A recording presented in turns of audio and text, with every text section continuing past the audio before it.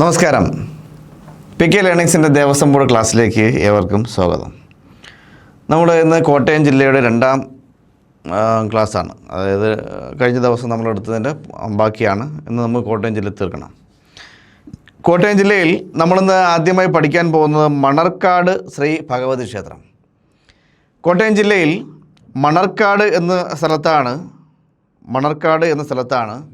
ഈ ഭഗവതി ക്ഷേത്രം സ്ഥിതി ചെയ്യുന്നത്. പണ്ട് ഈ സ്ഥലത്ത് ഇലമ്പി എന്ന പേരിൽ യക്ഷി ഉണ്ടായിരുന്നെന്നും അതിനെ ദേവി ഭഗവതി വധിച്ചു എന്നും നിഗ്രഹിച്ചു എന്നും ഈ യക്ഷിയുടെ കയ്യിൽ ഉണ്ടായിരുന്ന മണി തെക്കോട്ട് എറിയുകയും ചെയ്തു എന്നാണ് പറയപ്പെടുന്നത്. അങ്ങനെ മണി എറിഞ്ഞ കാട് എന്ന അർത്ഥത്തിൽ മണിയർക്കാടായും പിന്നെ അത് മണർക്കാടായി എന്നാണ് ഈ സ്ഥലത്തിൻ്റെ ഒരു ഐതിഹ്യം. അത് നമ്മൾ അറിയണ്ട. മണർക്കാട് എന്ന പേര് എങ്ങനെ വന്നു എന്ന് ആണ് പറഞ്ഞത്. പണ്ട് വെൺമല നാട്ടുരാജ്യം ഭരിച്ചിരുന്ന വെൺമല എന്ന് പറയുമ്പോൾ വടക്കൻകൂർ തെക്കൻകൂറിൽ വടക്കൻകൂർ എന്ന പ്രദേശം അറിയപ്പെടുന്ന വെൺമല ഭരിച്ചിരുന്ന വേമ്പനാട്ട്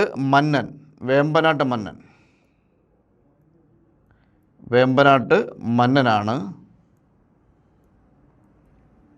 ഈ ക്ഷേത്രം നിർമ്മിച്ചത്. അപ്പോൾ ഈ ക്ഷേത്രം നിർമ്മിച്ചത് വെൺമല രാജാവായ വേമ്പനാട്ട് മന്നനാണ്.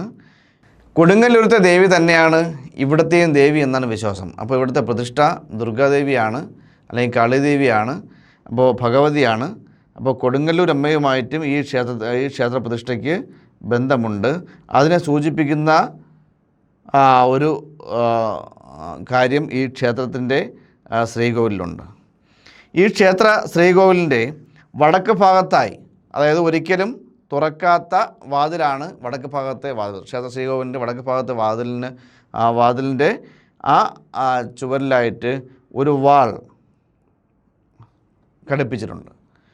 ഇത് നമുക്കറിയാം. കൊടുങ്ങല്ലൂർ അമ്മയുടെ പ്രത്യേകത വസൂരിക്ക് ഭേദമാക്കുന്ന, അല്ലെങ്കിൽ വസൂരിക്ക് കാരണം കൊടുങ്ങല്ലൂർ അമ്മയുടെ പിന്നെ പ്രീതിക്ക് പാത്രമായില്ലെങ്കിൽ വസൂരി ഉണ്ടാകുമെന്നൊരു പറച്ചിൽ പണ്ട് മുതലേ ഉണ്ട്.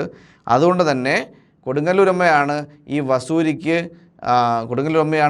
വരുമ്പോൾ നമ്മളെല്ലാം പ്രാർത്ഥിക്കേണ്ടത് എന്നാണ് ഹിന്ദു മതത്തിൽ പൊതുവേ ഉള്ള കേരളത്തിലെ ഹിന്ദു മതക്കാരുടെ ഒരു വിശ്വാസം. അപ്പോൾ ഇവിടെയും ഈ വാൾ സൂചിപ്പിക്കുന്നത് വസൂരിമാല സങ്കല്പത്തിലാണ്. അപ്പോൾ വസൂരിമാല സങ്കല്പത്തിൽ ഒരു വാൾ ഈ ക്ഷേത്രത്തിൻ്റെ ശ്രീകോവിലിൻ്റെ വടക്ക് ഭാഗത്തെ സ്ഥാപിച്ചിട്ടുണ്ട്. ആ നട തുറക്കാറില്ല. അപ്പോൾ ഓർമ്മിക്കുക, മണർക്കാട് ക്ഷേത്രം ഇവിടെ കൊടുങ്ങല്ലൂരമ്മയുടെ രൂപഭേദം തന്നെയാണ് ഈ ക്ഷേത്രത്തിലുള്ളത് പ്രതിഷ്ഠ. പിന്നെ ക്ഷേത്രത്തിലെ വസൂരി മാലയ്ക്ക് സൂചിപ്പിക്കാൻ വേണ്ടി ഒരു വാൾ ക്ഷേത്രത്തിൻ്റെ വടക്ക് ഭാഗത്ത് ഈ ശ്രീകോവിലിൽ ഘടിപ്പിച്ചിട്ടുണ്ട്. പിന്നെ വേമ്പനാട്ട് മന്നൻ, വെൺമല രാജ്യം ഭരിച്ചിരുന്ന വേമ്പനാട്ട് മന്നനാണ് ഈ ക്ഷേത്രം സ്ഥാപിച്ചത്. ഏറ്റവും പ്രധാനപ്പെട്ട പോയിന്റ് ഇനി പറയുന്നു. ഈ ക്ഷേത്രത്തിലുള്ള ഒരു പ്രത്യേകതയാണ് ഗരുഡൻ പറവ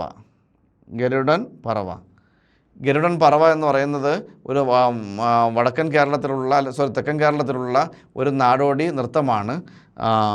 പിന്നെ ഇത് നമ്മുടെ നാട്ടിൽ ഇതിന് വേറൊരു വകഭേദം ഈ ഗരുഡൻ തൂക്കമായിട്ടും കാണുന്നുണ്ട്. അപ്പോൾ ഗരുഡൻ പറവയുണ്ട്, ഗരുഡൻ തൂക്കമുണ്ട്. ഈ ക്ഷേത്രത്തിലുള്ള പ്രധാനപ്പെട്ട സംവിധാനമാണ് ഗരുഡൻ പറവ. പിന്നെ ഗരുഡൻ പറവ നൃത്തം കഴിഞ്ഞതിന് ശേഷം ചൂണ്ടകൊത്തി, അതായത് പിന്നെ ഗരുഡനെ സൂചിപ്പിക്കുന്ന ചിറകുകളോടും ചുണ്ടുകളോടും കൂടിയ ഒരു വേഷം ധരിച്ച ഒരു വ്യക്തിയാണ് ഈ ഗരുഡൻ പറവ നടത്തുന്നത്. അത് കഴിഞ്ഞിട്ട് ചൂണ്ടകൊത്തി ഈ തൂക്കച്ചരടിൽ ക്ഷേത്രത്തിനുള്ളിലേക്ക് പ്രവേശിക്കുന്ന ഒരു ചടങ്ങുമുണ്ട്. അപ്പോൾ ഓർമ്മിക്കുക, അതൊന്നും അറിയേണ്ട ഗരുഡൻ പറവ. അപ്പോൾ ഇനി നമുക്ക് കാര്യത്തിലേക്ക് കടക്കാം. കോട്ടയം ജില്ലയിലെ മണർക്കാടിലാണ് ഈ ക്ഷേത്രം സ്ഥിതി ചെയ്യുന്നത്. മണർക്കാട് ദേവിയുടെ പ്രതിഷ്ഠ ഏറ്റവും പ്രധാനപ്പെട്ട ഒരു പോയിൻ്റാണ്, അത് പറയാൻ വിട്ടുപോയി. കണ്ണാടി ബിംബ പ്രതിഷ്ഠയാണ്. കണ്ണാടിയിലാണ് പ്രതിഷ്ഠിച്ചത്. നമുക്കറിയാം, ശ്രീനാരായണ ഗുരു പലയിടത്തും കണ്ണാടി പ്രതിഷ്ഠ നടത്തിയിട്ടുണ്ട്. അതായത് നമ്മൾ നോക്കിയാൽ നമ്മൾ തന്നെ കാണാം. അപ്പോൾ ആ പ്രതിഷ്ഠയല്ല, ഇത് കണ്ണാടി ബിംബത്തിലാണ് ദേവിയെ പ്രതിഷ്ഠിച്ചിരിക്കുന്നത്. ദേവിയുടെ ആഭരണമെല്ലാം അണിയിച്ച് പ്രതിഷ്ഠിച്ചിരിക്കുന്നത്. വെൺമൽ രാജ്യം ഭരിച്ച വേമ്പനാട്ട് മന്നനാണ് ഈ ക്ഷേത്രം നിർമ്മിച്ചതെന്ന് പറയുന്നു. ഗരുഡൻ പറവ ഞാൻ പറഞ്ഞു, പറവ കഴിഞ്ഞിട്ടുള്ള കാര്യം പറഞ്ഞു. പിന്നെ കോവിലിനുള്ള വടക്ക് ഭാഗത്തെ വസൂരിമാല സങ്കല്പത്തിലൊരു വാൾ സ്ഥാപിച്ചിരിക്കുന്നു. ഈ ഭാഗത്തെ വാതിൽ തുറക്കാറില്ല. അപ്പോൾ വസൂരിമാര സങ്കല്പത്തിൽ വാൾ ഘടിപ്പിച്ചിരിക്കുന്ന അല്ലെങ്കിൽ സ്ഥാപിച്ചിരിക്കുന്ന ക്ഷേത്രം ഏതെന്ന് ചോദിച്ചാൽ ഓർമ്മിക്കുക, മണർക്കാട് ഭഗവതി ക്ഷേത്രമാണ്. ഇനി അടുത്ത പനച്ചിക്കാട് ശ്രീ സരസ്വതി ക്ഷേത്രത്തെക്കുറിച്ചാണ് പറയുന്നത്. നമ്മൾ ഈ പനച്ചിക്കാട് സരസ്വതി ക്ഷേത്രം പറയുമ്പോൾ സരസ്വതി ദേവി വിദ്യാരംഭത്തിൻ്റെ ദേവിയായിട്ടാണ് നമ്മൾ കരുതുന്നത്. അപ്പോൾ എല്ലാ ദിവസവും വിദ്യാരംഭമുള്ള ക്ഷേത്രമാണത്. ഓർമ്മിക്കുക, എല്ലാ ദിവസവും വിദ്യാരംഭമുള്ള കേരളത്തിലെ ക്ഷേത്രങ്ങളിൽ വിദ്യാരംഭം നടത്തുന്ന കേരളത്തിലെ ക്ഷേത്രങ്ങളിലൊന്നാണ് ഈ പനച്ചിക്കാട് സരസ്വതി ക്ഷേത്രം. പിന്നെ കോട്ടയം ജില്ലയിലെ പനച്ചിക്കാടിലാണ് ഈ ക്ഷേത്രം. കോട്ടയം ജില്ലയിലാണ്, ഓർമ്മിക്കുക, നമ്മൾ കോട്ടയം ജില്ലയാണ് പഠിക്കുന്നത്. കോട്ടയം ജില്ലയിലെ പനച്ചിക്കാടിൽ ഉള്ള ക്ഷേത്രമാണ്. പനച്ചിക്കാട് സരസ്വതി ക്ഷേത്രത്തിൻ്റെ അപരനാമമാണ് ദക്ഷിണ മൂകാംബിക.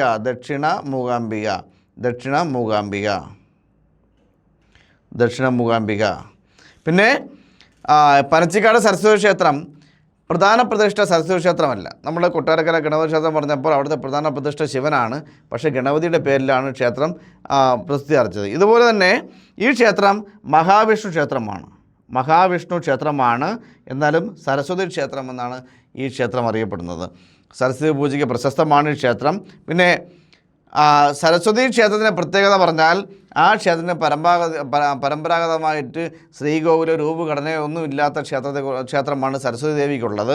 പിന്നെ വിഷ്ണു ക്ഷേത്രത്തിൻ്റെ തെക്കുമാറി, ഈ ക്ഷേത്രത്തിൽ വിഷ്ണു ക്ഷേത്രത്തിൻ്റെ തെക്കുമാറി നമുക്ക് കണ്ടാലറിയാം, ആ ഫോട്ടോയിൽ കാണാൻ പറ്റും. വിഷ്ണു ക്ഷേത്രത്തിൻ്റെ തെക്കുമാറി ഒരു കുളത്തിൽ വള്ളിപ്പടർപ്പുകൾ, ഓർമ്മിക്കുക, വള്ളിപ്പടർപ്പുകളും പിന്നെ ആൾ പൊതിഞ്ഞതാണ് ഈ പ്രധാനപ്പെട്ട സരസ്വതി വിഗ്രഹം, മൂലവിഗ്രഹം. സരസ്വതി ദേവിയുടെ മൂലവിഗ്രഹം വള്ളിപ്പടർപ്പുകളാൽ ഈ ക്ഷേത്രത്തിൻ്റെ തെക്ക് മാറിയുള്ള കുളത്തിൽ ആണ് ഈ വിഗ്രഹം സ്ഥിതി ചെയ്യുന്നത്. എന്നാൽ പൂജകൾ ചെയ്യുന്നത് അതിലല്ല, അതിൻ്റെ ഓപ്പോസിറ്റ്, അതിനെതിരെ ഇരിക്കുന്ന സ്ഥാപിച്ച പ്രതിവിഗ്രഹത്തിലാണ് പൂജകളെല്ലാം സരസ്വതി ദേവിക്ക് വേണ്ടി ചെയ്യുന്നത്. സരസ്വതി ക്ഷേത്രത്തിലെ പ്രധാനപ്പെട്ട വഴിപാടാണ് സാരസ്വതം നെയ്യ്. സാരസ്വതം നെയ്യ്. പിന്നെ സരസ്വതി പൂജയാണ് പ്രധാനപ്പെട്ട, തുലാമാസം നടക്കുന്ന സരസ്വതി പൂജയാണ് പ്രധാനപ്പെട്ട ഉത്സവം. പിന്നെ 9 ദിവസം നീണ്ടു നിൽക്കുന്ന നവരാത്രി ഉത്സവത്തിൻ്റെ അവസാന നാളിൽ കുട്ടികളെ എഴുത്തിനിരുത്തുന്ന ഒരു പ്രത്യേക ചടങ്ങ് എല്ലാ ക്ഷേത്രങ്ങളിലും ഉണ്ട്, ഇവിടെയുമുണ്ട്. അതിനപ്പുറം എല്ലാ ദിവസവും വിദ്യാരംഭമുള്ള ക്ഷേത്രമാണ്. ഓർമ്മിക്കുക, എല്ലാ ദിവസവും വിദ്യാരംഭമുള്ള കോട്ടയം ജില്ലയിൽ പനച്ചിക്കാടിൽ സ്ഥിതി ചെയ്യുന്ന ക്ഷേത്രമാണിത്. ദക്ഷിണ മൂകാംബിക എന്നാണ് അറിയപ്പെടുന്നത്. ഇതൊരു മഹാവിഷ്ണു ക്ഷേത്രമാണ്. ഈ മഹാവിഷ്ണു ക്ഷേത്രത്തിൻ്റെ തെക്ക് ഭാഗത്ത് മാറിയുള്ള കുളത്തിൽ ഒരു മൂലവിഗ്രഹം, സരസ്വതി ദേവിയുടെ മൂലവിഗ്രഹം സ്ഥിതി ചെയ്യുന്നു. അതാണ് സരസ്വതി ക്ഷേത്രത്തിലെ മൂലവിഗ്രഹം, സരസ്വതി ദേവിയുടെ മൂലവിഗ്രഹം. എന്നാൽ അതിന് പ്രതിവിഗ്രഹമായ, അതിന് ഓപ്പോസിറ്റ്, അതിനെതിരെ സ്ഥാപിച്ചിട്ടുള്ള വിഗ്രഹത്തിൽ, സരസ്വതി വിഗ്രഹത്തിലാണ് പൂജകളും കർമ്മങ്ങളും എല്ലാം ചെയ്യുന്നത്. പിന്നെ ഒരു കാര്യം കൂടെ പറയാനുണ്ട്. ഈ മൂലവിഗ്രഹത്തെ പൊതിഞ്ഞ് കാണുന്ന ഒരു വള്ളി മറ്റെവിടെയും കാണാത്ത സരസ്വതി ലതയാണെന്നാണ് വിശ്വാസം. അപ്പോൾ ഈ വള്ളിപ്പടർപ്പുകളിൽ അതിൻ്റെ പ്രധാനപ്പെട്ട വള്ളി, ഈ വിഗ്രഹത്തെ പൊതിഞ്ഞ് കാണുന്ന പ്രധാനപ്പെട്ട വള്ളി സരസ്വതി ലത മീൻസ് വള്ളി, ലത ആണെന്നാണ് വിശ്വാസം. പിന്നെ ഈ ക്ഷേത്രത്തിലെ ഏറ്റവും പ്രധാനപ്പെട്ട ഒരു വഴിപാടാണ് സാരസ്വതം നെയ്യ്. പിന്നെ 9 ദിവസത്തെ നവരാത്രി പൂജ, അതിൽ വിജയദശമി നാളിൽ കുട്ടികളെ എഴുത്തിനിരുത്തുന്നു. ഇത്രയും കാര്യങ്ങളാണ് ഇവിടെ പറയാനുള്ളത്. നമുക്കിനി കാര്യത്തിലേക്ക് വരാം, സ്ലൈഡിലേക്ക് വരാം. കോട്ടയം ജില്ലയിലെ പനച്ചിക്കാട്ടിലാണ് ഈ ക്ഷേത്രം. ദക്ഷിണ മൂകാംബിക എന്നറിയപ്പെടുന്നു. പിന്നെ പ്രധാന പ്രതിഷ്ഠ മഹാവിഷ്ണുവാണ്. പക്ഷേ ക്ഷേത്രം അറിയപ്പെടുന്ന സരസ്വതി ക്ഷേത്രമായിട്ടാണ് അറിയപ്പെടുന്നത്. സരസ്വതി പൂജ പ്രധാനമാണ്. എല്ലാ ദിവസവും വിദ്യാരംഭം നടക്കുന്ന ക്ഷേത്രമാണ്. പ്രധാനപ്പെട്ട വഴിപാട് സാരസ്വതം നെയ്യ്. പിന്നെ തുലാമാസത്തിൽ നടക്കുന്ന സരസ്വതി പൂജയാണ് ഇവിടുത്തെ പ്രധാന ഉത്സവം. പിന്നെ നവരാത്രി ഉത്സവം ഞാൻ പറഞ്ഞു, അതിൻ്റെ 9ാം ദിവസം കുട്ടികളെ എഴുത്തിനിരുത്തുന്ന വിദ്യാരംഭ ചടങ്ങ് നടക്കുന്നു. ഇത്രയും കാര്യങ്ങളാണ് ഇവിടെ പറയാനുള്ളത്. ഇനി അടുത്ത് നമുക്ക് പഠിക്കാനുള്ളത് തിരുവഞ്ചൂർ ശ്രീ സുബ്രഹ്മണ്യ ക്ഷേത്രം. വളരെ കുറച്ച് പോയിന്റുകൾ മാത്രം പഠിക്കാനുള്ള ഒരു ക്ഷേത്രമാണ് ഇത്. തിരുവഞ്ചൂർ ശ്രീ സുബ്രഹ്മണ്യ സ്വാമി ക്ഷേത്രം കോട്ടയം ജില്ലയിലെ അയർക്കുന്നം പഞ്ചായത്തിലാണ് ഈ ക്ഷേത്രം സ്ഥിതി ചെയ്യുന്നത്. പിന്നെ അഞ്ജനശിലയിൽ, നമുക്കറിയാം കൃഷ്ണശില, അഞ്ജനശില, അങ്ങനെ ഉള്ള അഞ്ജനശിലയിൽ പൊതിഞ്ഞ ശിലയിൽ സ്ഥാപിച്ചിട്ടുള്ള അപൂർവ വിഗ്രഹങ്ങളിലൊന്നാണിത്. ഇത് വളരെ പഴക്കമുള്ള ക്ഷേത്രമാണ്. ഇവിടുത്തെ പ്രധാനപ്പെട്ട വഴിപാടാണ് നിങ്ങൾ പഠിക്കേണ്ടത്. പിന്നെ ഉത്സവം അറിയേണ്ട ആവശ്യമില്ല. തൈപ്പൂയ കാവടി എല്ലാ സ്കന്ദഷഷ്ടി എല്ലാ സുബ്രഹ്മണ്യ ക്ഷേത്രങ്ങളിലും മുരുകൻ ക്ഷേത്രങ്ങളിലും ഉള്ളതാണ്. ഇവിടുത്തെ പ്രധാനപ്പെട്ട ഒരു വഴിപാട് നിങ്ങൾ അറിഞ്ഞിരിക്കണം. കൈകൊട്ടിച്ചിരി. നഷ്ടപ്പെട്ടു പോയ സാധനങ്ങൾ തിരികെ ലഭിക്കാൻ ഭക്തർ സ്വയം നേർന്ന് സമർപ്പിക്കുന്ന നടത്തുന്ന ചടങ്ങാണ് കൈകൊട്ടിച്ചിരി. അപ്പോൾ നഷ്ടപ്പെട്ടു പോയ സാധനങ്ങൾ തിരികെ ലഭിക്കാൻ നടത്തുന്ന വഴിപാട് കൈകൊട്ടിച്ചിരി. ഇതുള്ള ക്ഷേത്രം തിരുവഞ്ചൂർ ശ്രീ സുബ്രഹ്മണ്യ ക്ഷേത്രം, കോട്ടയം ജില്ല അയർക്കുന്നം പഞ്ചായത്തിലാണ്. അഞ്ജനശിലയിൽ പൊതിഞ്ഞ വിഗ്രഹമാണ് ഇവിടെ ഉള്ളത്. കാര്യത്തിലേക്ക് വരാം. കോട്ടയം ജില്ല അയർക്കുന്നം പഞ്ചായത്തിലാണ് ചില പുരാതനമായ ക്ഷേത്രം. അഞ്ജനശിലയിൽ ആണ് ഈ അപൂർവം പ്രതിഷ്ഠയുള്ള ക്ഷേത്രങ്ങളിലൊന്നാണിത്. കൈകൊട്ടിച്ചിരി പ്രധാന വഴിപാടായി നടത്തുന്നു. നഷ്ടപ്പെട്ടു പോയ സാധനങ്ങൾ തിരികെ ലഭിക്കാൻ ഭക്തർ നടത്തുന്ന ഒരു വഴിപാടാണ് കൈകൊട്ടിച്ചിരി. ഇനി ചെറുവള്ളി ശ്രീ ദേവീക്ഷേത്രം ഓർമ്മിക്കുക. ചെറുവള്ളിക്കാവ് ശ്രീ ദേവീക്ഷേത്രം എന്ന് പറയുന്നത് കേരളത്തിലെ കാവുകളുള്ള വള്ളിപ്പടർപ്പുകളാൽ നിറഞ്ഞ കാവുകളാൽ ഉള്ള ക്ഷേത്രങ്ങളിൽ അതിൻ്റെ മൂലസ്ഥാനമായിട്ടുള്ള ക്ഷേത്രമാണിത്. അപ്പോൾ കേരളത്തിലെ വിവിധ ഭാഗങ്ങളിലുള്ള ചെറുവള്ളിക്കാവുകളുടെ മൂലസ്ഥാനം അല്ലെങ്കിൽ മൂലക്ഷേത്രം എന്ന് അറിയപ്പെടുന്നത് ഈ ക്ഷേത്രമാണ്. പിന്നെ ഇവിടുത്തെ പ്രതിഷ്ഠകൾ പലതുമുണ്ട്. ദുർഗ, മഹാദേവൻ, മഹാവിഷ്ണു, സുബ്രഹ്മണ്യൻ, ശാസ്താവ്, ഗണപതി, വീരഭദ്രൻ, അങ്ങനെ യക്ഷി, രക്ഷസ്, സർപ്പങ്ങൾ, അങ്ങനെ പലതുമുണ്ടെങ്കിലും നമുക്ക് പഠിക്കാനുള്ളത് ജഡ്ജി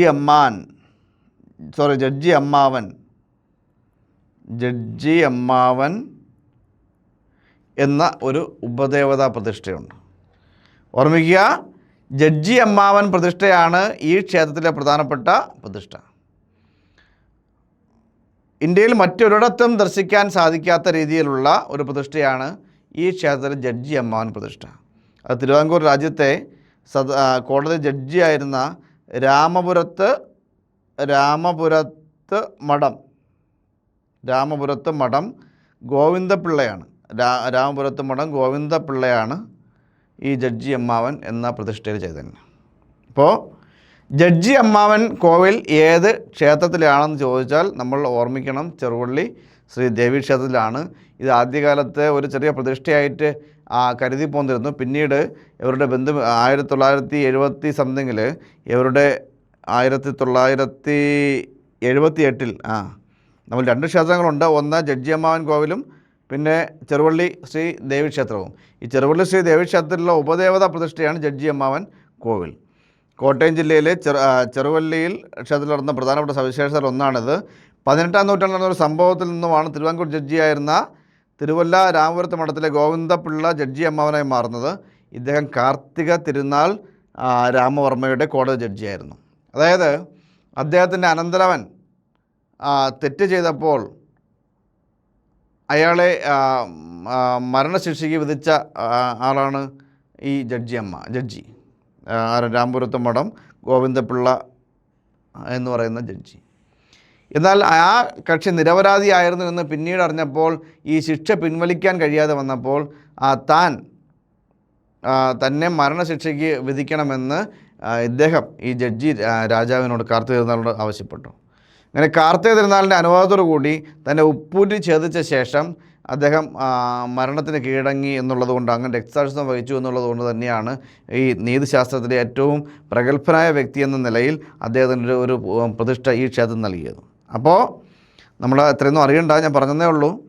കോടതി വിധികളിലും വ്യവഹാരങ്ങളിലും പെടുന്നവർ ഇവിടെ എത്തി ജഡ്ജി അമ്മാവനോട് പ്രാർത്ഥിക്കാൻ തുടങ്ങി. അങ്ങനെ ജഡ്ജി അമ്മാവൻ വളരെ പ്രശസ്തനായി. അപ്പോൾ ഓർമ്മിക്കുക, ഞാൻ ചെറുവള്ളി ക്ഷേത്രത്തെക്കുറിച്ച് പറഞ്ഞ കാര്യങ്ങൾ നമുക്ക് കാര്യത്തിലേക്ക് വരാം. കോട്ടയം ജില്ലയിലെ കാഞ്ഞിരപ്പള്ളി താലൂക്കിലാണ് സ്ഥിതി ചെയ്യുന്നത്. കേരളത്തിലെ വിവിധ ഭാഗങ്ങളിലുള്ള ചെറുവള്ളിക്കാവുകളുടെ മൂലക്ഷേത്രമാണിത്. പല ഉപദേവതകളുടെ കൊടുത്തിട്ടുണ്ട്, നിങ്ങൾ വായിച്ചു നോക്കിയാൽ മതി. അതിനകത്ത് ജഡ്ജി അമ്മാവനാണ് ഏറ്റവും പ്രധാനം. മറ്റൊരിടത്തും ദർശിക്കാൻ കഴിയാത്ത ഒരു പ്രതിഷ്ഠയാണ് ചെറുവള്ളി ക്ഷേത്രസന്നിധിയിലെ ജഡ്ജി അമ്മാവൻ. തിരുവിതാംകൂർ രാജ്യത്തെ ജഡ്ജിയായിരുന്ന രാമപുരത്ത് മഠം ഗോവിന്ദപിള്ളയാണ് രാമവർമ്മപുരത്ത് മഠം ഗോവിന്ദപിള്ളയാണ് ജഡ്ജി അമ്മാവൻ എന്ന പ്രതിഷ്ഠയായിട്ട് അറിയപ്പെടുന്നത്. പിന്നെ 18-ാം നൂറ്റാണ്ടിൽ നടന്നൊരു സംഭവമാണ്. ഞാൻ പറഞ്ഞു, അന്ന് രാജാവ് കാർത്തിക തിരുനാളായിരുന്നു. കിഴവൻ രാജ എന്നറിയപ്പെടുന്ന, പിന്നെ കോടതി വിധികളിലും വ്യവഹാരങ്ങളിലും പെടുന്നവർ ജഡ്ജി അമ്മാവന് മുന്നിലെത്തി പ്രാർത്ഥിക്കാൻ തുടങ്ങി. അങ്ങനെയാണ് ഇത് പ്രശസ്തമായത്. 78-ൽ ഇതിന് ഒരു ശ്രീകോവിലായിട്ട് പണിതു, ഒരു പ്രത്യേക ഉപദേവത ക്ഷേത്രമായിട്ട് പണിതു. അതാണ് ഈ ക്ഷേത്രം. ഓർമ്മിക്കുക. നമുക്കിനി പഠിക്കാനുള്ളത് തിരുവാർപ്പ് ശ്രീകൃഷ്ണ സ്വാമി ക്ഷേത്രം. കേരളത്തിൽ അല്ല, ഭാരതത്തിൽ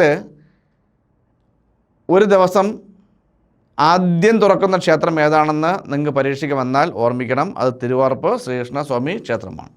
തിരുവാർപ്പ് ശ്രീകൃഷ്ണ സ്വാമി ക്ഷേത്രം.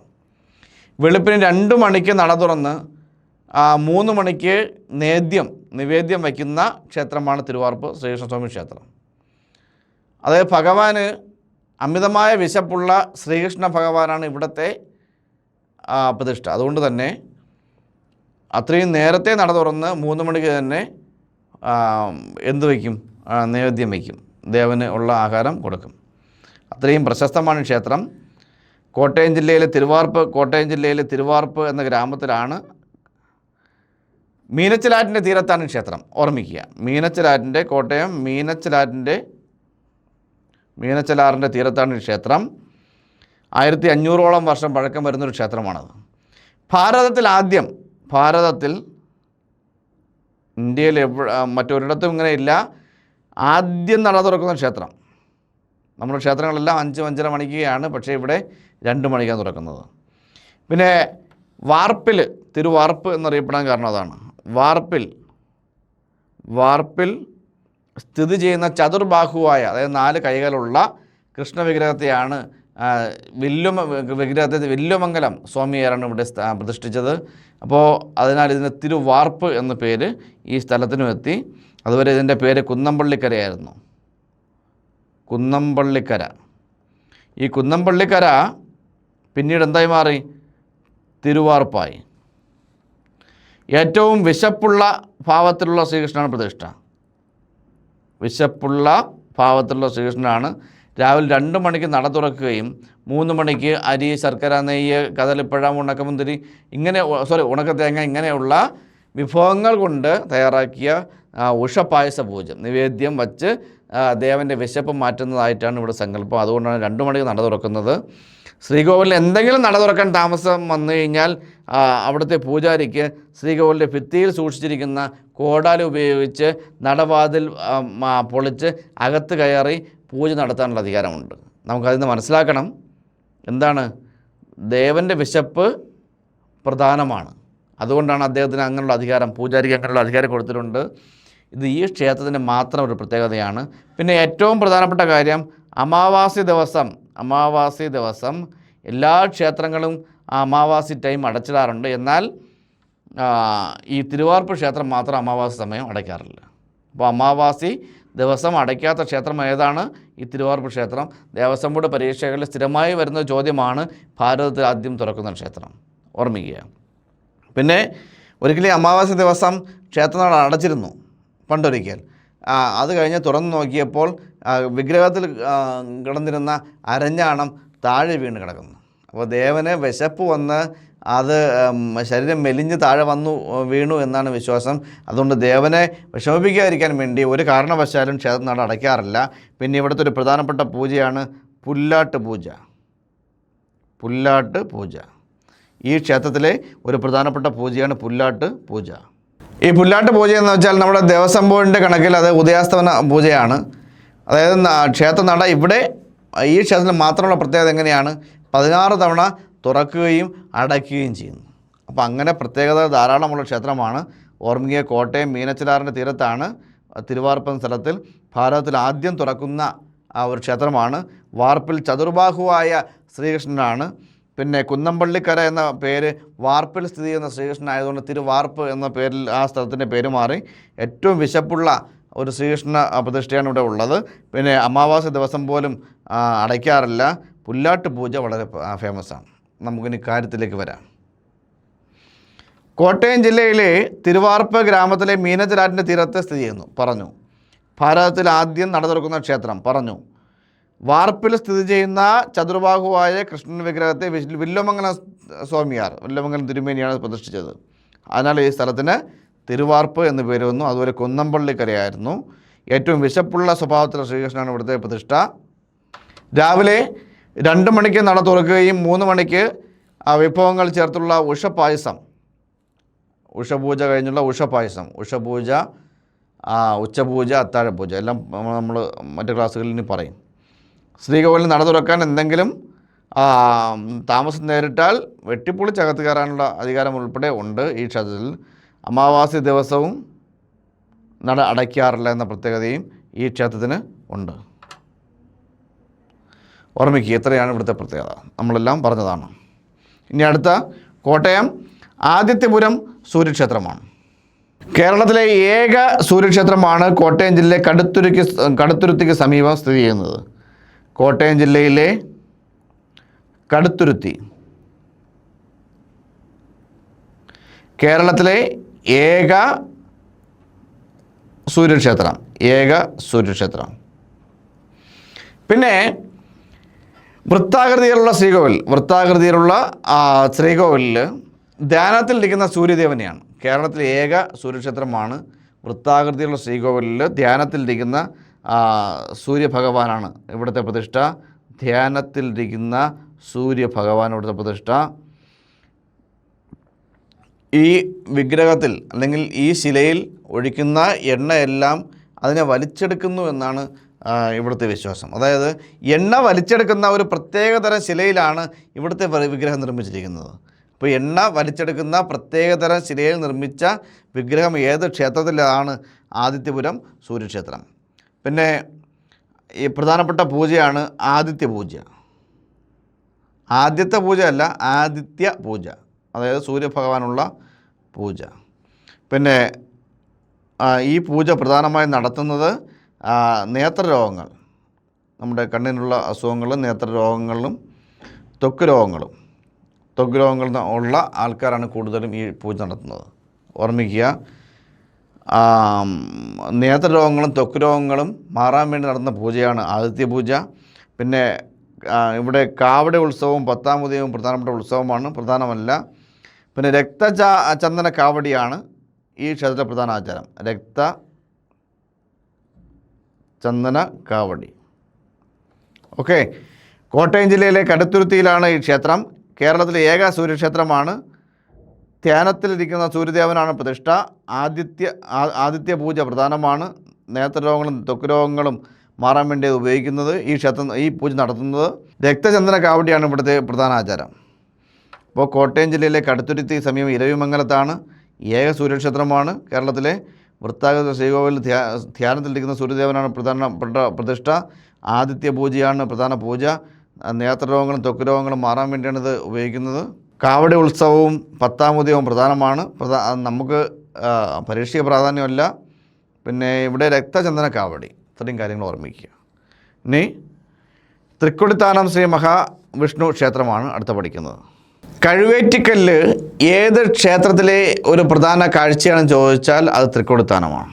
അതായത് കോട്ടയം ജില്ലയിലെ ചങ്ങനാശ്ശേരിക്കടുത്ത് സ്ഥിതി ചെയ്യുന്ന ഈ ക്ഷേത്രത്തിൻ്റെ കിഴക്കേ നടയ്ക്കും, സാധാരണ എല്ലാ ക്ഷേത്രങ്ങളും കിഴക്ക് ദർശനമാണ്, ആ കിഴക്കേ നടയ്ക്കും ക്ഷേത്രക്കുളത്തിന് മധ്യേ 6 അടി ഉയരത്തിൽ ഉള്ള പൊക്കമുള്ള ഒരു കരിങ്കൽ തൂണിൽ മുകളിലായി പൂണൂൽധാരിയായ ഒരു മനുഷ്യൻ കൃഷ്ണശിലയിൽ കിടക്കുന്നു. ആ മനുഷ്യന് പൂണൂൽധാരിയാണ്, ഒരു കയ്യിൽ ശംഖുമുണ്ട്. അപ്പോൾ ഇങ്ങനെ ഒരു രൂപമാണ് കഴുവേറ്റിക്കല്ല്. ഒരു മനുഷ്യരൂപം 6 അടി ഉയരത്തിൽ ഉള്ള ഒരു കരിങ്കല്ലിൽ കിടക്കുന്നു. അപ്പോൾ ഇതിനെയാണ് കഴുവേറ്റിക്കല്ല് എന്ന് പറയുന്നത്. ഇത് ചെമ്പകശ്ശേരി രാജാവ് ക്ഷേത്രത്തിലെത്തിയപ്പോൾ നട അടച്ചിരുന്നുവെന്നും അവൻ നട തുറക്കാൻ ശ്രമിച്ചപ്പോൾ രാജാവ് വധിക്കപ്പെട്ടു എന്നും അതിൻ്റെ ഓർമ്മയ്ക്കാണ് ആ ദേവനെ അവിടെ ശിലയിൽ കിടത്തിയിരിക്കുന്നത്. അതാണ് പൂണൂൽധാരിയായിട്ടുള്ള വ്യക്തിയെന്ന് പറഞ്ഞിട്ടുള്ളത്. അപ്പോൾ ഇതാണ് കഴുവേറ്റിക്കല്ല്. കോട്ടയം ജില്ലയിലെ ചങ്ങനാശ്ശേരിയിലാണ് ഈ ക്ഷേത്രം. പിന്നെ ഏറ്റവും പ്രധാനപ്പെട്ട കാര്യം പഞ്ചപാണ്ഡവരുമായി ബന്ധപ്പെട്ട ക്ഷേത്രമാണ്. പഞ്ചപാണ്ഡവരുമായി ബന്ധപ്പെട്ട ക്ഷേത്രമാണിത്. കേരളത്തിൽ പല ജില്ലകളിലും ഈ പഞ്ചപാണ്ഡവരും ക്ഷേത്രം നിർമ്മിച്ചിട്ടുണ്ട്. അതിൽ ഈ കോട്ടയം ജില്ലയിൽ തൃച്ചിറ്റാറ്റ്, തൃപ്പുലിയൂർ, തിരുവാറന്മുള, തിരുവൻവണ്ടൂർ, ഇങ്ങനെ 4 ക്ഷേത്രങ്ങളും മറ്റു 4 പേരും സ്ഥാപിച്ചതുണ്ട്. 5ാമനായ സഹദേവൻ സ്ഥാപിച്ചതാണ് ഈ ക്ഷേത്രം. സഹദേവൻ സ്ഥാപിച്ചതാണ് തൃക്കൊടുത്താനം. അപ്പോൾ പഞ്ചപാണ്ഡവരിൽ സഹദേവൻ സ്ഥാപിച്ച ക്ഷേത്രം താഴെ പറയുന്നതിൽ ഏതാണെന്ന് ചോദിച്ചാൽ തൃക്കൊടുത്താനം.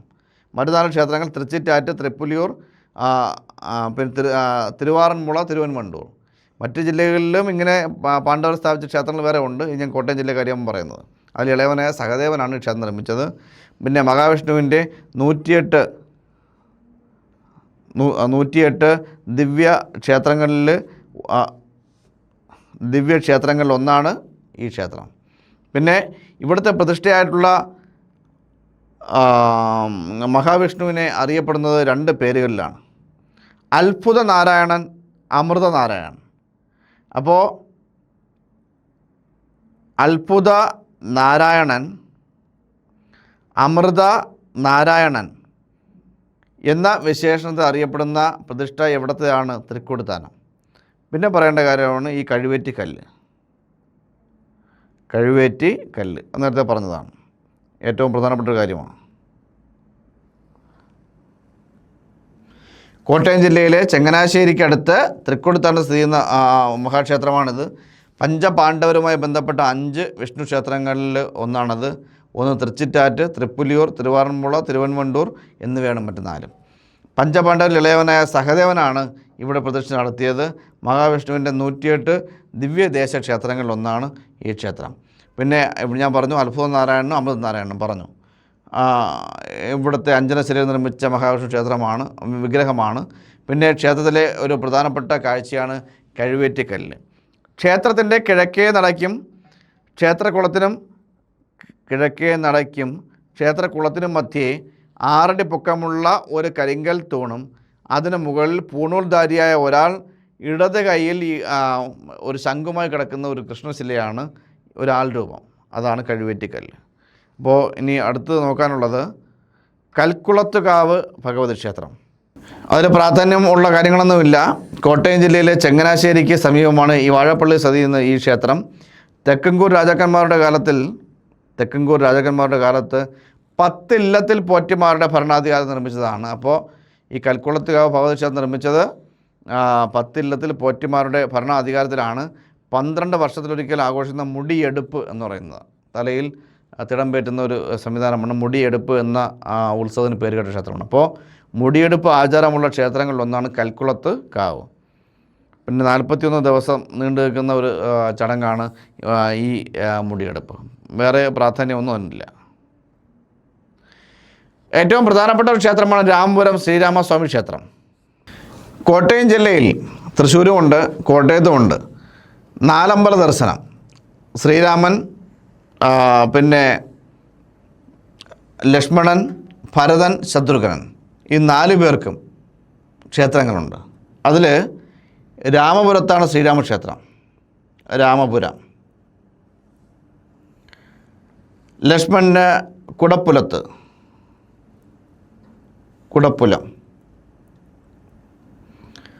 ഭരതന് അമ്മനക്കരയിൽ,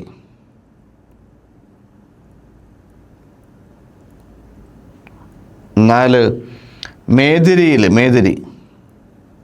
മേദിരി ഇവിടെ ശത്രുഘ്നൻ.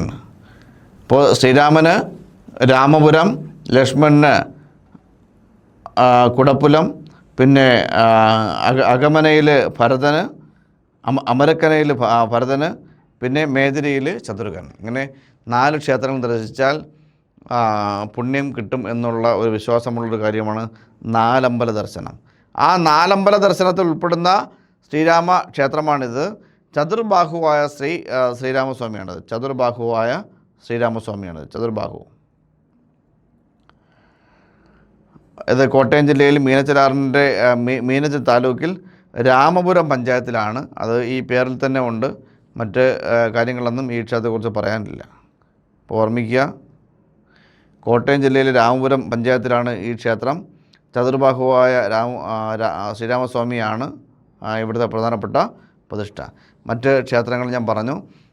കുടപ്പുലത്ത് ലക്ഷ്മണനും, അമനക്കരയിൽ ഭരതനും, പിന്നെ മേദിരിയിൽ ശത്രുഘ്നനും ഓരോ വാസം ശ്രീരാമൻ കൊടുത്തു. അവിടെ എല്ലാം ക്ഷേത്രങ്ങളായി മാറി. അതുൾപ്പെടുന്ന ഈ നാലമ്പല ദർശനം വളരെ വിശിഷ്ടമാണെന്നാണ് പറയപ്പെടുന്നത്. പിന്നെ തേവലക്കാട് ശ്രീ ധന്വന്തരി ക്ഷേത്രം. ധന്വന്തരി പൊതുവേ വിഷ്ണുവിൻ്റെ ഒരു അവതാരമായിട്ടാണ് കാണുന്നത്. എന്നാൽ പുരാതന ഭാരതത്തിൽ ആയുർവേദത്തിൻ്റെ ആചാര്യനായിട്ടാണ് ധന്വന്തരിയെ കാണുന്നത്. അപ്പോൾ അതുകൊണ്ട് തന്നെ കേരളത്തിൽ അപൂർവം ധന്വന്തരി ക്ഷേത്രങ്ങളുണ്ട്. ചില ഇടങ്ങളിൽ ധന്വന്തരി ദേവൻ്റെ നേർമൂർത്തിയായിട്ട് കാണുന്നു. എന്നാൽ ചിലയിടങ്ങളിൽ നേരിട്ട് ധന്വന്തരി ഭാവത്തിലാണുള്ളത്. അങ്ങനെ നേരിട്ട് ധന്വന്തരി ഭാവത്തിലുള്ള ക്ഷേത്രമാണിത്. കോട്ടയം കുലശേഖരമംഗലത്താണ്. കോട്ടയം കുലശേഖരമംഗലത്താണ് ഈ ക്ഷേത്രം. പിന്നെ ആയുർവേദത്തിൻ്റെ ആചാര്യനാണ് ധന്വന്തരി. ആയുർവേദത്തിൻ്റെ ആചാര്യനാണ് ധന്വന്തരി. 400 വർഷം പഴക്കമുള്ള ഒരു ക്ഷേത്രമാണിത്. ഒരു മൂവാറ്റുപുഴയുടെ തീരത്താണ്. ഓർമ്മിക്കുക. മറ്റു കാര്യങ്ങളൊന്നും അതിനെക്കുറിച്ച് പറയാനില്ല. കോട്ടയം കുലശേഖരമംഗലത്താണ്. ആയുർവേദത്തിൻ്റെ ദേവനായാണ് ധന്വന്തരമൂർത്തിയെ കാണുന്നത്. ധന്വന്തരിയെ ആരാധിക്കുന്ന ചുരുക്കം ചില ക്ഷേത്രങ്ങളിലൊന്നാണ് ഇത്. ഇനി ചിറക്കടവ് ശ്രീ മഹാദേവ ക്ഷേത്രമാണ്. 3-4 കാര്യങ്ങളിൽ പ്രധാനപ്പെട്ട ഒരു ക്ഷേത്രമാണ് ചിറക്കടവ് മഹാദേവ ക്ഷേത്രം. കോട്ടയം ജില്ലയുടെ മലയോര മേഖലയിൽ ചിറക്കടവിലാണ് സ്ഥിതി ചെയ്യുന്നത്. പിന്നെ അയ്യപ്പൻ്റെ കളരിമണ്ണ് എന്നറിയപ്പെടുന്ന കൊച്ചു ഗ്രാമമാണ് ചിറക്കടവ്. അയ്യപ്പൻ്റെ കളരിമണ്ണ് എന്നറിയപ്പെടുന്ന കളരിമണ്ണ്. എനിക്ക് തോന്നുന്നു അയ്യപ്പൻ ആയോധനാഭ്യാസങ്ങൾ നടത്തിയത് ഈ സ്ഥലത്തായിരിക്കാം. അതുകൊണ്ടാണ് ഈ ക്ഷേത്രത്തിൽ വേലകളി പ്രധാനമാണ്. വേലകളി നമ്മൾ ആലപ്പുഴ ജില്ലയിലെ ക്ഷേത്രത്തിൽ പറഞ്ഞപ്പോൾ അവിടെയും വേലകളി പറഞ്ഞു. ഇവിടെയും വേലകളി പ്രധാനമാണ്. ശബരിമല അയ്യപ്പൻ തൻ്റെ ചെറുപ്പകാലത്ത് ചിറക്കടവിലെത്തി ആയോധനകൾ അഭ്യസിച്ചിരുന്നു എന്നാണ് കരുതപ്പെടുന്നത്. അതുകൊണ്ട് തന്നെ ചിറക്കടവിൽ നിന്നും മല കയറുന്ന കന്നി അയ്യപ്പന്മാർ എരുമേലിയിൽ പേട്ടതുള്ളണ്ട എന്നൊരു വിശ്വാസമുണ്ട്. അപ്പോൾ അയ്യപ്പൻ തൻ്റെ ആയോധന കലകൾ ചെറുപ്രായത്തിൽ നടത്തിയ സ്ഥലമായതുകൊണ്ട് തന്നെ എരുമേലിയിലെത്തുന്ന അല്ലെങ്കിൽ എരുമേലിയിൽ പേട്ടതുള്ളലിൽ കന്നി അയ്യപ്പന്മാർ പങ്കെടുക്കേണ്ട എന്ന ഒരു വിശ്വാസം ഇവിടെയുണ്ട്. പിന്നീട് ഈ ക്ഷേത്രം പണ്ട് കൂവത്താഴെ ക്ഷേത്രം എന്നാണ്, കൂവത്താഴെ മഹാദേവ ക്ഷേത്രം എന്നറിയപ്പെടുന്നത്. കാര്യം ഒരു കൂവള മരത്തിൻ്റെ വൃക്ഷത്തിൻ്റെ ചുവട്ടിൽ നിന്നാണ് സ്വയംഭൂവായ ഈ ശിവലിംഗം കിട്ടിയത് എന്നാണ് വിശ്വാസം. ഇവിടെ പ്രദർശിച്ച ശിവലിംഗം ഒരു കൂവള മരത്തിൻ്റെ ചുവട്ടിൽ നിന്ന് കിട്ടിയതാണ് എന്നാണ് വിശ്വാസം. അതുകൊണ്ട് തന്നെ കൂവത്താഴെ എന്നാണ് ഈ സ്ഥലം പണ്ട്, അല്ലെങ്കിൽ ഈ ക്ഷേത്രം പണ്ട് അറിയപ്പെട്ടിരുന്നത്. പിന്നെ ഇവിടുത്തെ പ്രധാനപ്പെട്ട ഒരു വഴിപാടാണ് മീനരി വഴിപാട്. ക്ഷേത്രക്കുളത്തിലെ മീനുകൾക്ക് മീനൂട്ട് നടത്തിയാൽ രോഗദുരിതങ്ങൾ മാറുമെന്നാണ് വിശ്വാസം. അതിലും കർക്കിടക വാവ് ദിനത്തിലെ മീനൂട്ട് വഴിപാടിനാണ് ഏറ്റവും പ്രാധാന്യം. ഇപ്പോൾ ഓർമ്മിക്കുക, മീനരി വഴിപാട് അല്ലെങ്കിൽ മീനൂട്ട് വഴിപാട് വളരെ പ്രധാനമാണ്. കോട്ടയം ജില്ലയിലെ കിഴക്കൻ മേഖലയിലെ ചിറക്കടവിലാണ് ഈ ക്ഷേത്രം. അയ്യപ്പൻ്റെ കളരിമണ്ണ് എന്നറിയപ്പെടുന്ന കൊച്ചു ഗ്രാമമാണ് ചിറക്കടവ്. കൂവത്താഴെ മഹാദേവ ക്ഷേത്രം എന്നും പറയപ്പെട്ടിരുന്നു. മീനരി വഴിപാട് പ്രസിദ്ധമാണ്. ക്ഷേത്രകുളത്തിലെ മീനുകൾക്ക് മീനൂട്ട് നടത്തിയാൽ രോഗദുരിതങ്ങൾ മാറുമെന്നാണ് വിശ്വാസം. മീനരി വഴിപാട് എല്ലാ ദിവസവും ഉണ്ടെങ്കിലും അതും കർക്കിടക വാവിലാണ് ഏറ്റവും കൂടുതൽ പ്രാധാന്യം. ഉത്സവത്തോടനുബന്ധിച്ച് വേലകൾ നടക്കുന്ന ഒരു ക്ഷേത്രമാണിത്. ശബരിമല അയ്യപ്പൻ തൻ്റെ ചെറുപ്പകാലത്ത് ചിറക്കടവിലെത്തി ആയോധന കലകൾ അഭ്യസിച്ചിരുന്നു എന്നാണ് വിശ്വാസം. അതുകൊണ്ട് തന്നെ കന്നി അയ്യപ്പന്മാർ എന്ത് ചെയ്യേണ്ട, എരുമേലിയിൽ പേട്ടതുള്ളണ്ട എന്നൊരു വിശ്വാസം ഉണ്ട്. ഇതാണ് ഈ ക്ഷേത്രം, ചിറക്കടവ് മഹാദേവ ക്ഷേത്രം. ഈ 5 കാര്യങ്ങളും ഇവിടെ പ്രധാനമാണ്. ഇത്രയും കാര്യങ്ങളാണ് നമ്മുടെ ഇന്നത്തെ ക്ലാസ്സിൽ പറയാനുള്ളത്. ഇതോടുകൂടി കോട്ടയം ജില്ല നമ്മൾ കഴിഞ്ഞു. ഇനി അടുത്ത ഇടുക്കി ജില്ല അടുത്ത ദിവസം പഠിക്കാം. എല്ലാവർക്കും നല്ലൊരു ദിവസം ആശംസിക്കുന്നു. Good bye.